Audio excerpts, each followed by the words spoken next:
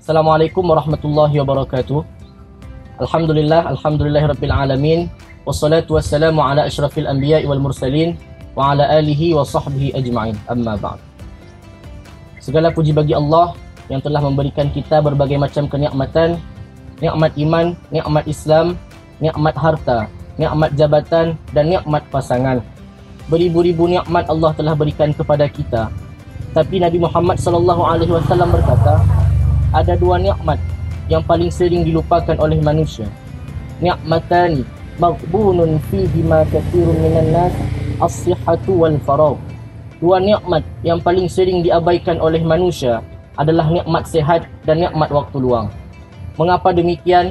Karena sungguh nikmat sehat akan terasa ketika kita sakit dan nikmat luang akan terasa ketika kita sempit.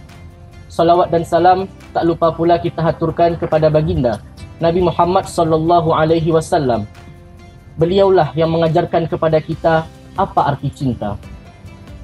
1391 tahun yang lalu, detik-detik akhir hidup Nabi Muhammad sallallahu alaihi wasallam, malaikat Israel sedang bekerja mencabut roh Nabi Muhammad sallallahu alaihi wasallam, mulai dari telapak kakinya, menggigil telapak kaki Rasulullah, lalu naik ke betis Rasulullah, naik lagi ke paha Rasulullah, lalu naik ke perut Rasulullah, bercucuran keringat Rasulullah, keluar dari wajah Rasulullah keringat, hingga malaikat Jibril memalingkan wajahnya, lalu naik lagi roh Rasulullah hingga ke lehernya, lalu naik lagi hingga ke mulut Rasulullah.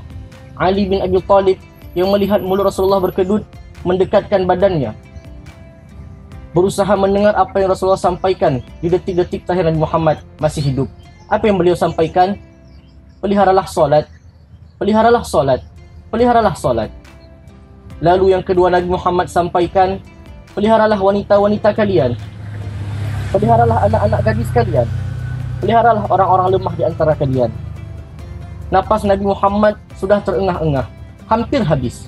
Ali semakin mendekatkan badannya. Apa yang Nabi sampaikan? Ummati, ummati, ummati. Tak beliau sampaikan Aisyah, tak beliau sampaikan Khadijah, tak beliau sampaikan Fatimah, Hasan dan Husain. Siapa yang beliau sampaikan? Ummati, ummati, ummati. Yang beliau sampaikan umatku, umatku, umatku, kita. Beliau merindukan kita, mencintai kita, yang bahkan tak pernah bertemu dengan kita.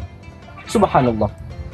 Alhamdulillah, lagi-lagi kita dipertemukan dengan bulan Ramadan yang penuh berkah ini. Bulan Ramadan adalah bulan yang istimewa.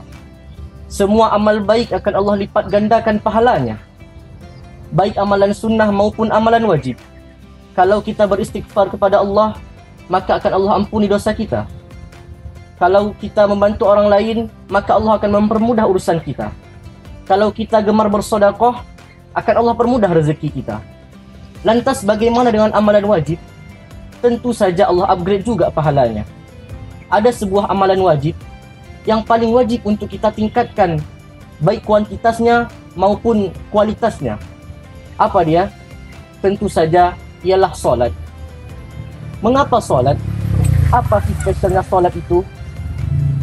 Ketika Allah perintahkan amal ibadah yang lain, cukup ayat saja turun. Ketika Allah perintahkan amal ibadah puasa, cukup ayat saja turun. Ketika Allah perintahkan amal ibadah haji, cukup ayat saja turun. Tetapi ketika Allah perintahkan amal ibadah solat, tak cukup ayat saja turun. Nabi Muhammad sallallahu alaihi wasallam dijemput oleh dua malaikat untuk bertemu dengan Allah dan menjemput perintah solat. Ketika kita melaksanakan ibadah haji, boleh kita berbicara? Boleh. Tak ada larangan kita ketika kita berbicara di tengah ibadah haji. Ketika kita membayar zakat, boleh berbicara? Boleh. Bahkan kita boleh bernyanyi? Boleh. Tetapi ketika kita solat, maka tak boleh kita bernyanyi, tak boleh kita berbicara. Ketika kita harus khusyuk, karena solat adalah bukti penghambaan kita kepada Allah Subhanahu wa taala. Anggota tubuh yang paling mulia adalah kepala. Anggota tubuh yang paling agung adalah kepala. Kalau kita bercanda dengan teman kita, dipukul bahu kita, kita masih bisa ketawa-ketawa. Tetapi kalau kita bercanda, dicolek kepala kita, pasti kita akan marah. Mengapa? Karena kepala adalah anggota tubuh paling mulia. Karena kepala adalah anggota tubuh yang paling agung. Tetapi ketika kita solat, kita rendahkan kepala setara dengan kaki kita. Membuktikan apa? Menunjukkan apa? Bahwasanya ketika kita solat, tak ada kesombongan yang dimiliki oleh seorang hamba untuk menghadap kepada penciptanya. Tetapi bagaimana ketika ada orang yang solat tetapi dia bermaksiat? Ada orang yang solat tapi dia korupsi. Ada orang yang solat tapi dia menonton video porno. Maka Allah Maha Adil. Apa Allah bilang? Wala talbisul haqqa bil batil. Janganlah engkau campurkan antara yang hak dan yang batil. Maka Allah kirimkan dua malaikat. Yang satu raqib, yang satu atid. Yang satu mencatat amal baikmu, yang satu mencatat amal burukmu. Maka nanti ketika ada akhirat akan Allah timbang. Apakah amal baikmu lebih banyak, lebih berat, atau amal burukmu yang lebih berat? Oh, ada orang lagi. Dia itu amalnya luar biasa. Setiap hari bersedekah. Setiap minggu dia santuni anak yatim. Masjid di mana-mana dia bangun. Tetapi dia tak pernah mau mengerjakan solat. Maka nanti di akhirat akan Allah pamerkan, hai fulan, ini amal kamu. Ini amal ibadah kamu berbukit-bukit ya fulan. Ini amal ibadah kamu bermiliar-miliar. Tetapi mana kuncinya? Mana solatnya? Kenapa? Karena Rasulullah SAW mengatakan, awwalu ma yuhasabu bihil abdu yaumal qiyamah as-salah. Yang pertama-tama dihisab dari seorang hamba di hari hisab adalah solat. Fa in salahat salaha lahu sa'iru amali. Kalau solatnya benar, maka benar pula amal yang lain. Wa in fasadat fasada sa'iru amali. Kalau rusak solatnya, maka rusak pula amal ibadah yang lain. Lantas kita sampai pada kesimpulan, bagaimanalah cara kita solat yang benar? Allah sudah jelaskan di surat Al-Baqarah ayat 45. Apa Allah bilang? Wasta'inu bis-sabri was-salah wa innaha lakabiratun.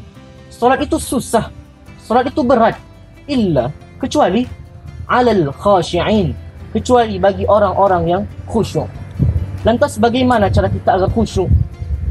Saya sudah berusaha untuk khusyuk, tetapi ketika saya solat, ada saja yang terlintas, ada saja pikiran, baik itu cucian, mau itu hutang, ataupun sepak bola dan sebagainya, ada saja yang terlintas.